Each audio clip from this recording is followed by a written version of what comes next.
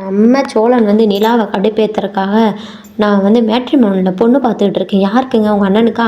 அண்ணனுக்கு தான் சந்தா இருக்காங்களேங்க அப்படிங்கிற மாதிரி. இல்லைங்க எனக்கு அப்படின்னு சொன்னோடனே நம்ம நிலா கொஞ்சம் பொசசிவ் ஆகுறாங்க. உடனே கடுப்பாகி நிலா கதவை பூட்டிட்டு உள்ளே போயிடறாங்க. கடுப்பாகுறியா? ஆகு ஆகு அப்படிங்கிற மாதிரி சோழன் சொல்லிட்டு இருக்கா. அங்கே போனால் நிலாவுக்கு ஃபுல்லாமே நம்ம சோழன் சொன்னதே ஓடிக்கிட்டே இருக்குது மனசுக்குள்ளே. சரியான வேலை கூட போக மாட்டேங்குது. உடனே நான் ஏன் கடுப்பாகணும் அப்படின்னு சொல்லிட்டு ஒரு வழியாக நிலாவும் சமாதானம் ஆகி வேலையை பார்க்க ஆரம்பிச்சிட்டாங்க.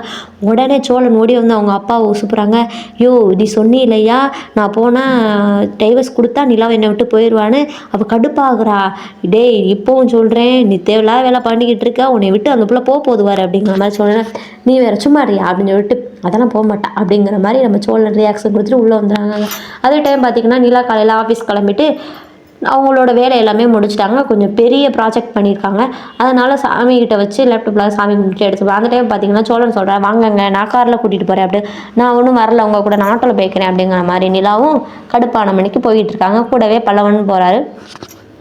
அந்த டைம் பல்லவனுக்கு ஒரு ஃபோன் வருது. அவள் ஃப்ரெண்டு டேய் பைக்கில் தாண்டா போகிறேன், நீ என் கூட வாடா அப்படிங்கிற மாதிரி சொல்லல. உடனே அவங்க அண்ணிக்கிட்ட சொல்லல, நீ போடா நான் ஆட்டோ பிடிச்சி போய்க்கிறேன்னு சொல்லிட்டு அந்த டைம் பல்லவனும் அங்கேருந்து கிளம்புறாங்க. நீலா மட்டும் தனியாக ஆட்டோவில் போகையில் லேப்டாப்பை ஆட்டோவிலே மறந்து வச்சுட்டு ஆஃபீஸ் போயிடறாங்க. அங்கே போனால் அவங்களோட மேனேஜ்மெண்ட்லேருந்து சொல்கிறாங்க, வாங்க நிலா உங்களோட ப்ராஜெக்ட் பார்க்கலாம் அப்படின்னு சொல்லிட்டு சொல்லல. பார்க்கலாம் அப்படின்னு சொல்லிட்டு லேப்டாப்பை தேடுறாங்க. அங்கேருந்து பார்த்தீங்கன்னா லேப்டாப்பை காணோம். உடனே அவங்க ஃப்ரெண்டுக்கிட்ட சொல்கிறாங்க, லேப்டாப் நான் கையில் தான் எடுத்துகிட்டு வந்தேன், காணோம், எங்கே வச்சேன்னு சொல்லிட்டு யோசிச்சு ஒரு நொடி ஆட்டோலேயே விட்டுட்டு வந்துட்டேன் அப்படிங்கிற மாதிரி சொல்லல. நிலாவுக்கு அதோட டென்ஷனாகி படபடன்னு வந்துருச்சுங்க. அதோட முடிஞ்சிச்சு. நாளைக்கு என்ன நடக்குது நாளைக்கு பார்க்கலாம்.